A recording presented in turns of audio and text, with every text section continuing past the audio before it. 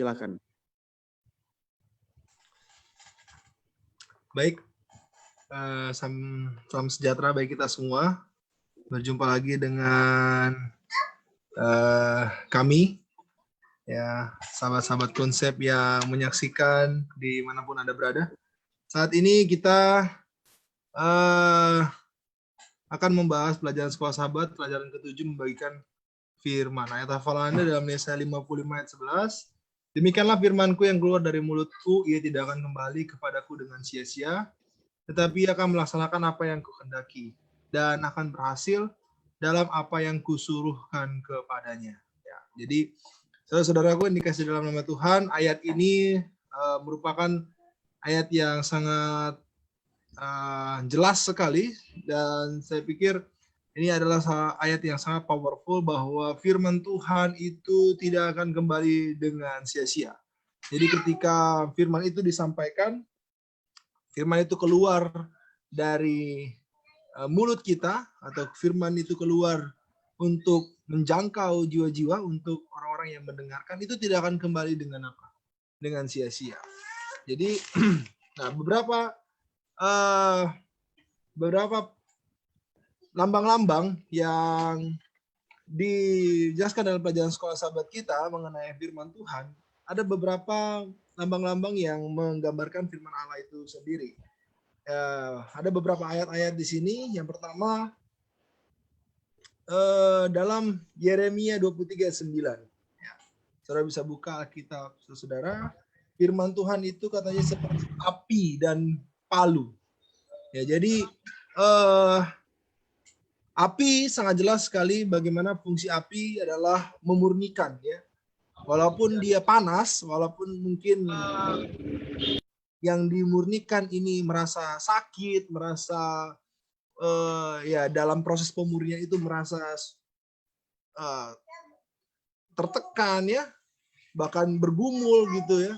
Tetapi inilah proses penyucian itu, bagaimana emas, ya, kalau biasanya diilustrasikan akan semakin suci akan semakin terlihat kemurniannya itu ketika dibakar dengan api. Dan begitu juga palu, ya, bagaimana palu ini fungsinya untuk menghancurkan yang keras, ya. Hati yang keras bisa dihancurkan dengan firman Tuhan, ya, dengan firman Tuhan. Dan begitu juga firman Tuhan ini dalam Mazmur 119 ayat 105, firman-Mu pelita bagi kakiku dan terang bagi jalanku. Jadi firman Tuhan ini adalah terang, ya.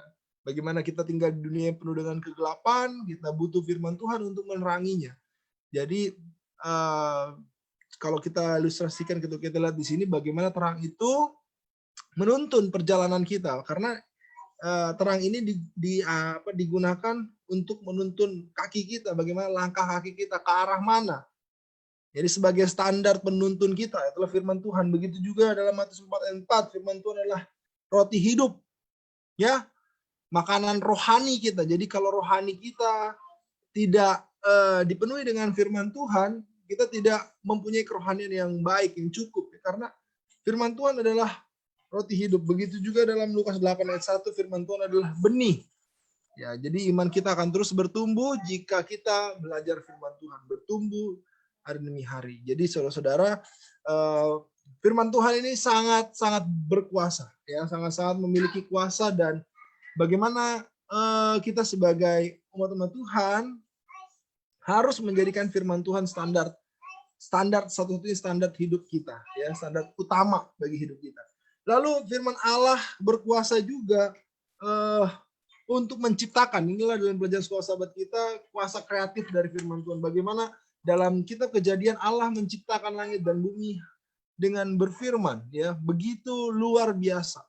Tidak ada satupun di dunia ini yang mampu melakukan seperti yang dituliskan dalam Kejadian. Karena hanya Tuhan, ya, dengan berfirman, ya.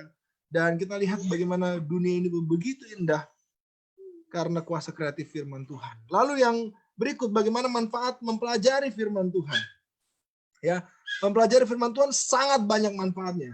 Ya, kita bisa lihat ayat-ayatnya di sini dalam 2 Timotius 3 ayat 14 sampai 17, Yohanes 17 ayat 14 sampai 17. Kita pun bisa melihat di sini beberapa manfaat firman Tuhan. Ya, manfaat firman Tuhan untuk menyatakan kesalahan, untuk memperbaiki kelakuan, menuntun orang dalam kebenaran. Itulah manfaat firman Tuhan. Jadi kalau saudara-saudara aku yang dikasih dalam Tuhan, sahabat-sahabat konsep, kita perlu mempelajari firman Tuhan karena sangat bermanfaat. Dan tadi sudah diterjemah dijelaskan juga bagaimana firman Tuhan itu dilambangkan seperti roti hidup dan lain sebagainya. Firman Tuhan juga harus diterapkan. Tidak cukup hanya dipelajari, tidak cukup hanya dibaca, tetapi juga harus diterapkan. Ya, bagaimana kita menerapkan firman Tuhan itu dalam kehidupan kita. Ya. Bagaimana firman Tuhan yang menjadi penuntun satu standar kelakuan hidup kita. Ya, kita harus terapkan. Ya, kita harus terapkan dalam kehidupan kita sehari-hari. Lalu bukan hanya diterapkan, tetapi juga harus dibagikan. Ya, jadi ini ada beberapa langkah-langkah yang yang perlu kita pahami bersama bagaimana firman Tuhan ini pun harus harus dibagikan. Inilah yang dituliskan dalam Kisah Para Rasul 4 ayat 20. Ini beberapa minggu lalu juga kita pernah bahas. Sebab tidak mungkin bagi kami untuk tidak berkata-kata tentang apa yang telah kami lihat dan yang telah kami dengar. Jadi tidak mampu menahan diri untuk mengeluarkan itu, untuk membagikan itu. Ya, jadi inilah yang digambarkan oleh rasul-rasul ketika mereka mendengar dan melihat ya apa yang Yesus telah lakukan, dan mereka akhirnya tidak mampu atau tidak mungkin bagi kami untuk tidak membagikannya, untuk tidak berkata-kata tentang apa? Tentang hal tersebut. Jadi dan beberapa ayat lain dalam Yesaya 50 ayat 4, Pengkhotbah 3 ayat 1 dan lain sebagainya. Jadi dalam membagikan firman Tuhan ada beberapa poin di sini yang saya perlu bagikan. Pertama, bagian firman Tuhan itu harus dengan yakin ya. Kalau kita sendiri tidak yakin dengan firman Tuhan itu, bagaimana kita mau membagikannya? Lalu yang kedua, bagaimana kita dalam membagikan firman Tuhan itu harus ketahui waktu dan saat yang tepat dalam membagikan firman Tuhan. Kalau dalam sahabat kita dikatakan kita harus siap sedia entah baik atau tidak baik waktunya, ya. Entah baik atau tidak baik waktu, kita harus siap untuk membagikan firman Tuhan. Jadi kita harus punya hikmat juga, punya kebijaksanaan untuk membagikan firman Tuhan. Jadi membagikan firman Tuhan itu bukan hanya melalui khotbah, bukan hanya melalui jam-jam ibadah, saudara. Itu pun bagi firman Tuhan, tetapi bukan hanya itu. Kita dalam kehidupan kita sehari-hari, ketika kita ada waktu untuk berbincang-bincang dengan orang lain, ada waktu mungkin dimanapun kita berada bisa sharing, bercerita, itu pun salah satu cara untuk membagikan firman Tuhan. Jadi mungkin ini sebagai pengantar pendahulu untuk kita boleh berdiskusi mengenai pelajaran sekolah sahabat kita membagikan firman. Saya kembalikan kepada Pendeta Dwi. Baik, terima kasih Pastor Abigail Siombing untuk pendahuluannya. Baik, kita akan memasuki diskusi. Ya, kita akan memasuki diskusi dan sudah disampaikan tadi beberapa bagian yang utama oleh Pastor Abigail.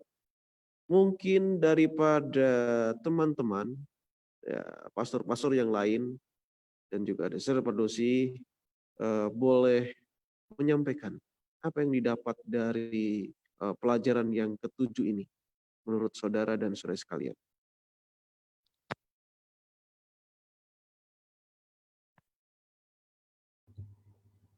Baik, ada yang mau menyampaikan pertanyaan atau tambahan? Ya, demikian juga para pemirsa yang ada di Facebook ataupun di YouTube nanti boleh menyampaikan apa kira-kira yang perlu ditambahkan atau ada perlu pertanyaan atau memberikan respon. Baik, terima kasih Pendeta Dwi Cahyono. Silakan Pendeta Edwin.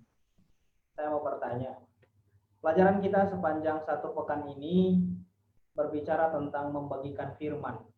Nah, dalam pelajaran sekolah sahabat kita ini, Tadi sudah dijelaskan dalam pendahuluannya bahwa kita harus hidupkan dulu firman-Nya, barulah kita bisa bagikan. Nah, sekarang pertanyaannya, apa sih tujuan kita membagikan firman itu? Supaya apa? Apakah untuk, supaya saya terlihat rohani? Atau bagaimana? Terima kasih. Baik. Jadi supaya apa kita membagikan firman Tuhan? Ada teman-teman pendeta di sini yang mau menjawab daripada pertanyaan daripada pendeta ini.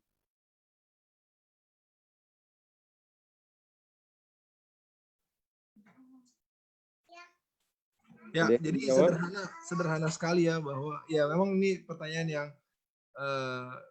ya perlu kita renungkan juga ya, kira-kira supaya apa. Tetapi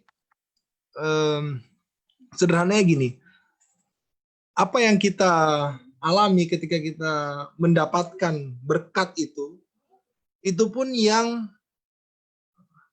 harus dirasakan oleh orang lain juga. Bagaimana kita yang merasakan sukacita berkat itu pun harus dirasakan oleh orang lain juga.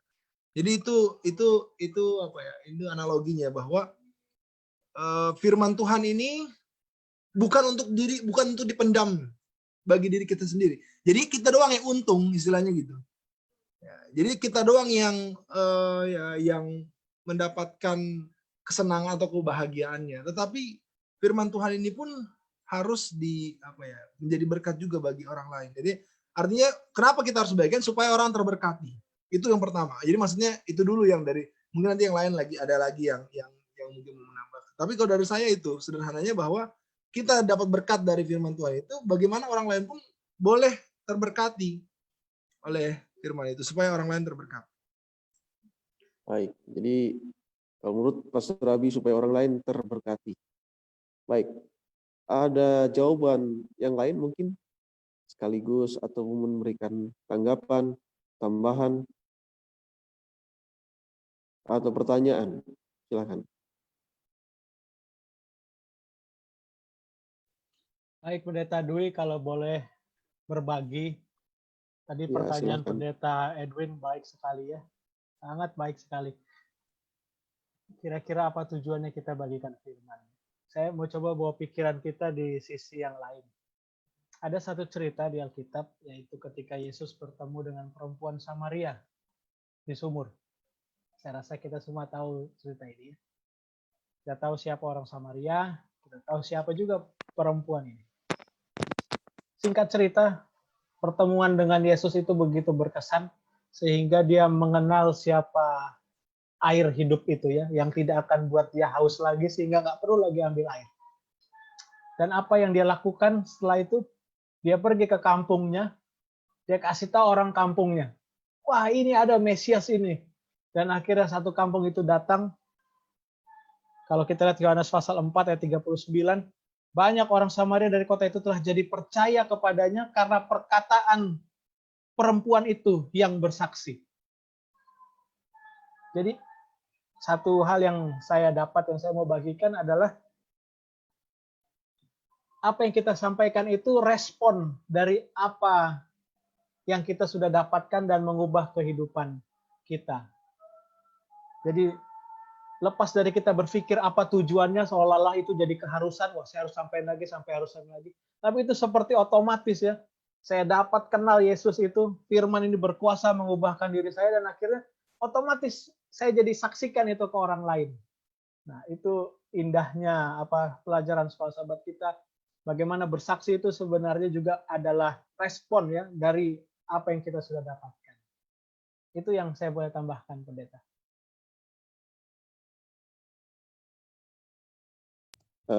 Baik, terima kasih Pastor atas tambahannya. Saya ada pertanyaan, Pendeta. Pertanyaan saya begini.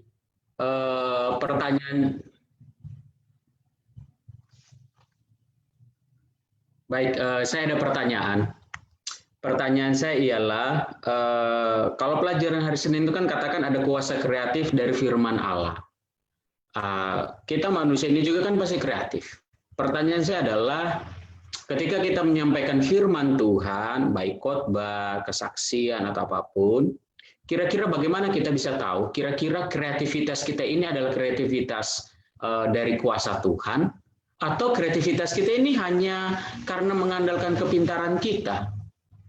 Nah, bagaimana supaya saya bisa menyadari sehingga kreativitas saya itu adalah benar-benar harus kreativitas sesuai dengan firman Tuhan. Baik, pertanyaan yang bagus. Teman-teman boleh ada yang menanggapi?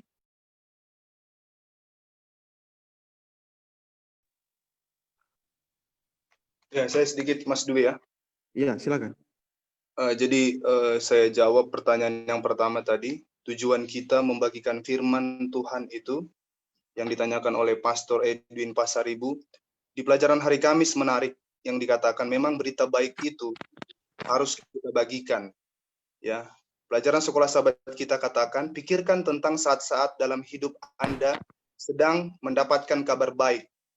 Contohnya mungkin hari pertunangan, ya, dan kelahiran anak, pekerjaan baru atau pembelian mobil dikatakan atau rumah baru, Anda begitu bersemangat sehingga Anda tidak sabar untuk membagikannya. Nah, luar biasa untuk berbagi kebahagiaan kita kepada orang lain, tetapi dikatakan berita yang terbaik di seluruh alam semesta adalah berita tentang Yesus.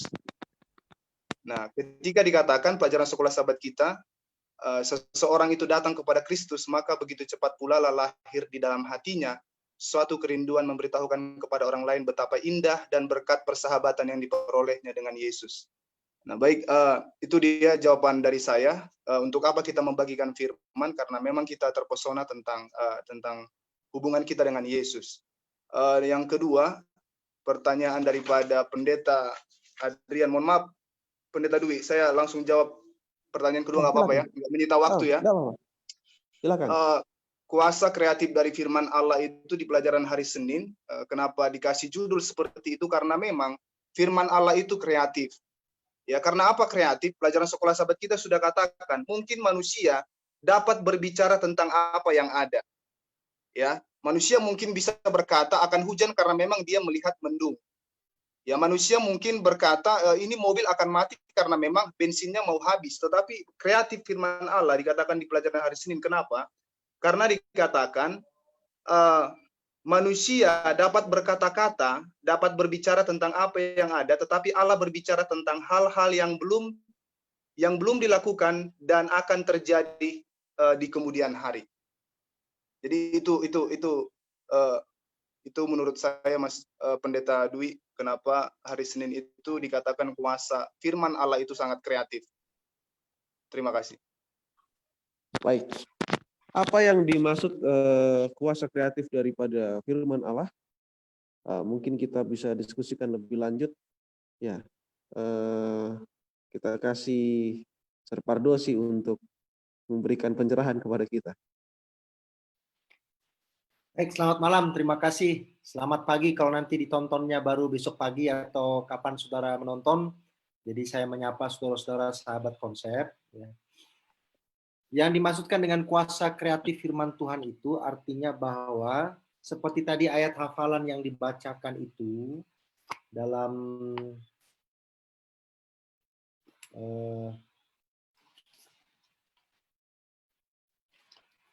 Yesaya pasal 55 ayat 11, firman Tuhan itu tidak akan pernah sia-sia ketika dia keluar dari mulut Tuhan sendiri, atau ketika kita mengulangi firman itu, kita bacakan firman itu kepada orang lain. Itu tidak akan sia-sia dan kita tidak bisa menduga bagaimana firman yang kita bacakan itu akan bekerja di dalam diri orang yang mendengar. Itulah yang disebut dengan kuasa kreatif itu. Ya. Kalau pelajaran sekolah sahabat kita katakan dari penciptaan dan lain sebagainya, sampai firman itu bisa merubah hidup kita, ya.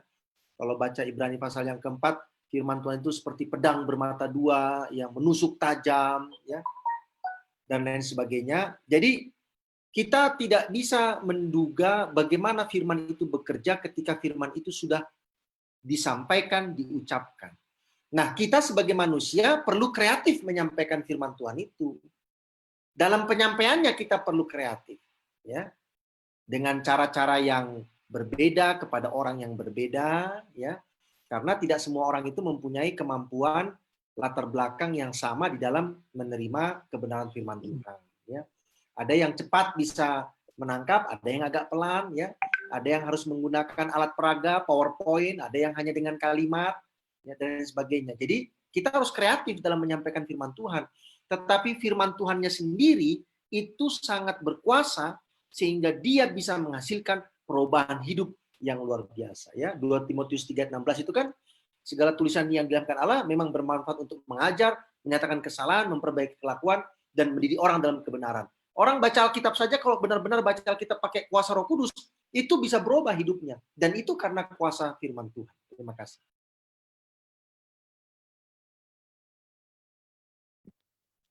Baik, terima kasih, Sir Pardosi. Bagi teman-teman kalau ada pertanyaan dan boleh nanti disampaikan. Saya sendiri ada pertanyaan ini dari pelajaran hari Minggu. Kita melihat di sana ada disebutkan ada wahyu dalam alam, kemudian mungkin tidak disebutkan di sini tapi mungkin berkaitan ada hati nurani. Ya, pada zaman dulu sebelum ada Alkitab atau nenek moyang kita yang tidak bertemu dengan kitab suci, ya mereka menyembah Tuhan berdasarkan mempelajari wahyu dalam alam dan juga berdasarkan hati nurani mereka. Mereka mencari Tuhan.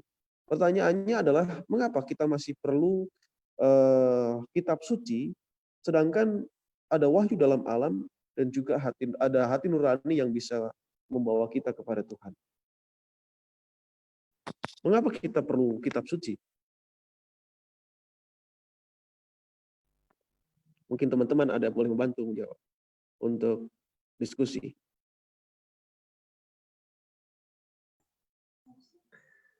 Ya, jadi kalau saya mungkin menanggapi ini yang menarik sekali ya. Sederhananya kenapa kalau kita kalau saya analogikan juga ya. Kenapa peraturan-peraturan itu selalu berkembang ya? Karena dosa atau kesalahan ini pun berkembang. Dulu nggak ada tuh undang-undang ITE, ya. Tapi sekarang ini karena media sosial ini luar biasa, bisa melakukan banyak kejahatan sehingga dibuatlah undang-undang ITE. Jadi salah satu yang mungkin menurut saya tanggapan saya bahwa ya karena sekarang ini dosa dan kesalahan bahkan bukan hanya sekarang ya, bahkan ketika firman Allah itu terus dinyatakan, yes, bagaimana kita ini juga semakin banyak melakukan dosa gitu ya, kesalahan, sehingga firman Tuhan ini pun dibukukan untuk ya menjadi pengingat kita gitu, untuk bisa kita lihat setiap hari, mengingatkan kita akan kesalahan-kesalahan dan dosa kita. Jadi mungkin itu sih, kalau dulu ketika nenek moyang bahkan zaman Adam ketika dosa itu belum terlalu berkembang, ya, tetapi sampai berjalannya waktu itu akhirnya dituliskan gitu ya, Gitu tanggapan dari saya. Terima kasih. Baik, terima kasih, Mas. Bisa menjawab, Mas Dwi? 2 menit. Silakan. Ya, di pelajaran Sabat petang itu sudah dikatakan ya, meskipun alam mengungkapkan keagungan dan kuasa Allah, tetapi alam tidak mengungkapkan rencana keselamatan. Terima kasih. Baik, Ya. saya sedikit mau menambahkan. Silakan, Pastor. Apa yang tadi ditanyakan oleh Pastor Dwi, kenapa alam perlu juga sebagai penyampaian akan firman Allah? Tadi itu kan pertanyaannya. Karena mengapa kita masih butuh Alkitab, sedangkan ada firman Allah di alam, ada juga kita hati nurani yang bisa juga membawa kita kepada Tuhan gitu. Oh baik, terima kasih. Mengapa kita perlu Alkitab? Ya, kita perlu Alkitab. Itu sebabnya kita manusia ini setelah berdosa, daya ingat kita tidak lagi tinggi atau tidak lagi kuat, sehingga firman itu harus dibukukan atau harus dituliskan. Itu sebabnya kalau kita perhatikan firman Allah secara khusus hukum keempat, ingat. Kenapa ingat? Karena manusia setelah berdosa suka lupa. Jadi salah satu alasan untuk kita punya Alkitab yang tertulis supaya kita bisa buka lagi dan kita bisa baca lagi. Saya rasa demikian. Terima kasih. Baik, terima kasih Pastor. Ada teman-teman yang lain? Oh, silakan. Saya tambahkan. Ya. Jadi alam itu membuktikan, menjelaskan keberadaan Allah. Karena disitulah kita bisa melihat adanya Sang Pencipta. Tetapi alam tidak bisa menjelaskan aktivitas Allah. Karena dia itu benda mati. Bagaimana benda mati mau menjelaskan aktivitas Allah? Ya. Contohnya, bagaimana Allah menciptakan dunia ini? Kan nggak bisa pohon menceritakan aku dibentuknya kayak begini kemarin gitu ya. Jadi nggak bisa kan. Jadi itu disampaikan dari mulut ke mulut sejak zaman Adam dan Hawa. Tetapi karena tadi katakan manusia itu pasti akan menurun, maka perlu dicatatkan. Nah, yang kedua yang lebih menarik adalah supaya ada standar yang tidak berubah. Itu penting. Jadi kenapa ada dokumen tertulis? Ya supaya standarnya tidak apa? Berubah. Karena kalau nggak tertulis, maka bisa saja ditambahi atau apa? Dikurangi. Sedangkan yang di Alkitab saja, buku Wahyu pasal yang ke-22 ayat yang terakhir itu, ada tulisan di sana, jangan ditambahi dan jangan apa? Dikurangi. Padahal itu kan sudah tertulis. Apalagi kalau tidak apa? Tertulis. Jadi ini bisa kacau balau. Jadi kenapa harus ada dokumen? Supaya ada apa? Standar yang tidak akan berubah sampai nanti Alkitab itu tidak kita pakai lagi, yaitu di dalam kerajaan sorga. Terima kasih. Baik, terima kasih Sir. Artinya bahwa firman di dalam alam itu belum sempurna karena hanya menunjukkan keagungan dan kuasa Allah seperti yang dikatakan oleh Pastor Salbar tadi, tetapi dia tidak menjelaskan lebih lanjut bagaimana aktivitas Allah itu, ya kuasanya, kasihnya dan lain sebagainya. Baik, ada pertanyaan yang lain? Ada pertanyaan? Silahkan Pastor Jim. Ya, terima kasih. Jadi pelajaran kita ini membagikan firman. Bagaimana kita yang sudah membaca firman, mengerti akan setiap lambang-lambang yang sudah kita baca tadi, lalu kemudian kita mendapatkan manfaat firman itu, lalu kemudian membagikannya. Tapi banyak juga orang yang sudah membaca firman, membagikan firman, tetap tidak merasakan firman itu dihidupkan dalam kehidupannya. Ya, banyak juga orang seperti ini yang tidak menerapkan firman. Itulah sebabnya dalam perjanjian baru banyak juga orang yang Yesus celah karena hanya mereka saja kepada mereka memang diberikan firman dan mereka juga menyampaikan firman, tapi mereka tidak menghidupkan firman. Nah, ini seperti apa ini? Tidak semua ternyata orang yang membaca firman, membagikan firman itu menerapkan firman. Atau ada yang mau kasih pendapat dulu? Silakan. Baik, silakan.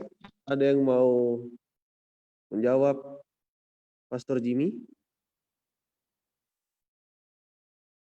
Kalau tidak ada, ya karena waktu kita sudah sangat terbatas, dan langsung saja ya kita berikan kepada Sir Pardosi untuk menanggapi pertanyaan dan sekaligus memberikan kesimpulan ataupun rangkuman dari pelajaran kita, apa yang sudah kita diskusikan pada malam hari ini. Silahkan. Boleh disingkatkan pertanyaannya apa ini kira-kira, Pendeta Muda Jimmy Huta Barat? Ya, pertanyaannya Sir adalah bagaimana kita melihat orang-orang, artinya menilai lah ini ya, menilai orang yang menerapkan firman itu, karena banyak juga orang yang membagikan firman, membaca firman, ternyata nggak menerapkan firman juga, gitu. Ya, baik. Jadi kalau mau menilai, biarlah urusan Tuhan ya, bukan urusan kita lah. Karena kita juga kerjanya membagikan firman juga ini, tapi mungkin belum benar-benar amat juga hidup kita ini ya, termasuk saya yang sudah lebih senior dari saudara-saudara. Tapi intinya begini sebenarnya. Firman yang kita sampaikan yang adalah firman Tuhan itu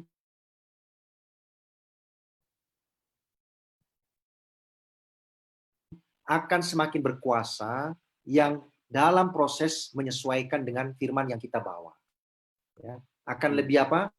Berkuasa. Ya. Walaupun mungkin dengan kita ucapkan firman itu, Tuhan pun bekerja di hati orang yang mendengar. Tetapi dengan kita juga dilihat menghidupkan firman itu, walaupun tidak sempurna, itu pun akan menambah apa? Suatu kuasa yang lain untuk meyakinkan orang yang mendengar. Ya, jadi itu yang saya pahami, karena saya tidak mau mengomentari tentang proses menghakimi orang. Ya, ini kayaknya pembawa firman luar biasa, tapi hidupnya nggak benar juga. Nanti akhirnya kena juga sama saya, karena saya ini kan kerjanya pembawa firman juga.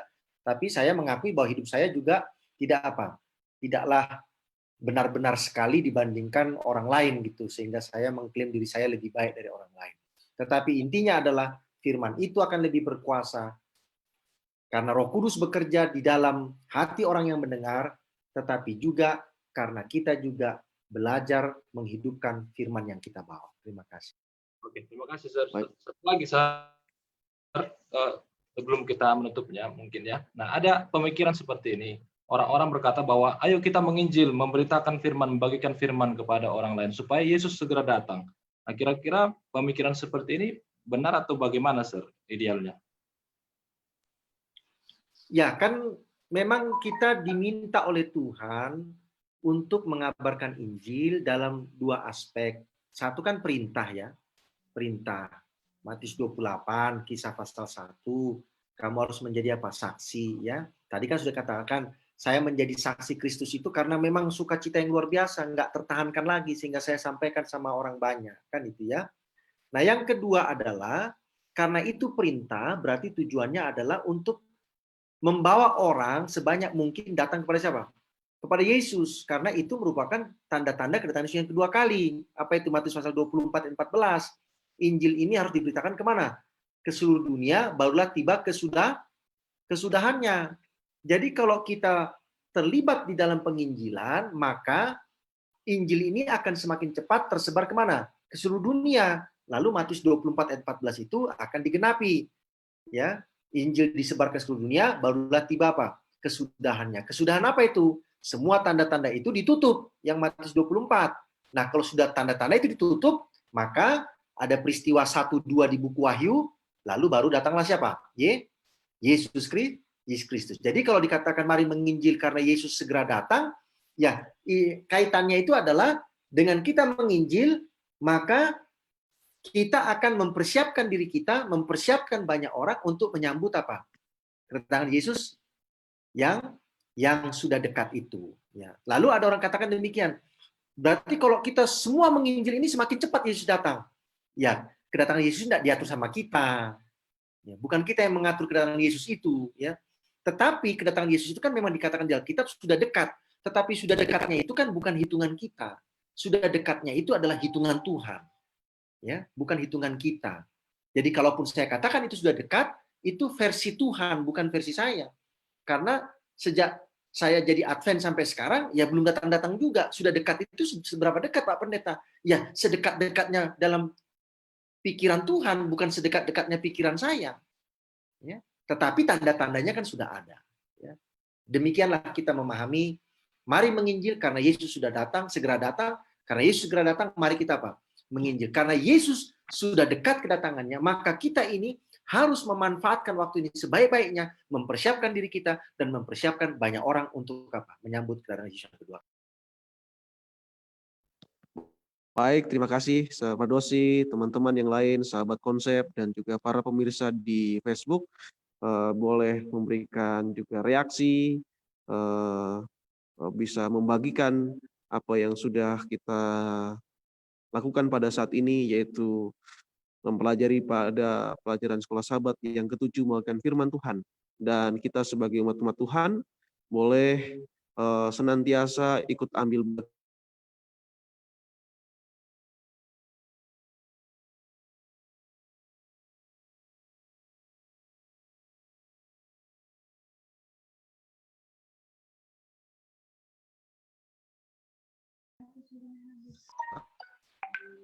Masalah internet kali itu.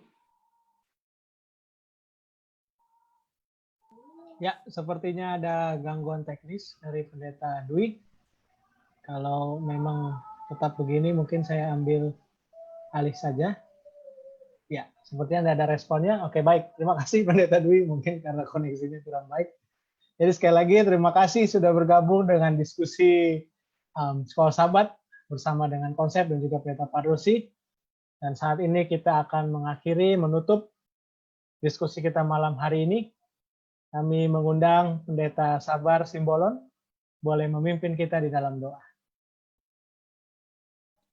Mari kita berdoa.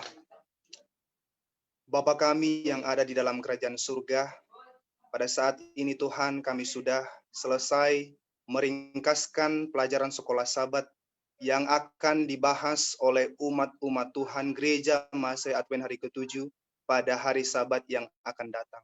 Biarlah Tuhan apa yang telah kami lakukan pada malam hari ini boleh menjadi berkat bagi hidup kami dan boleh menjadi berkat bagi siapa saja nanti yang akan mendengarkan.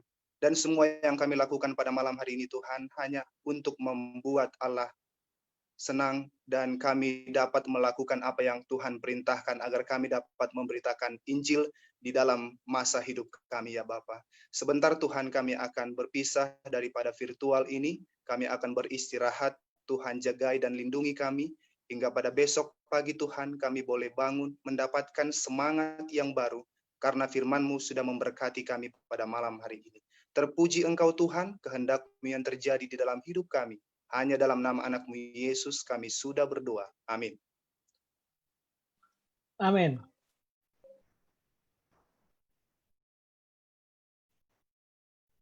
Baik, terima kasih untuk sahabat Konsep yang menyaksikan, seluruh pendeta, hamba Tuhan yang sudah berdiskusi.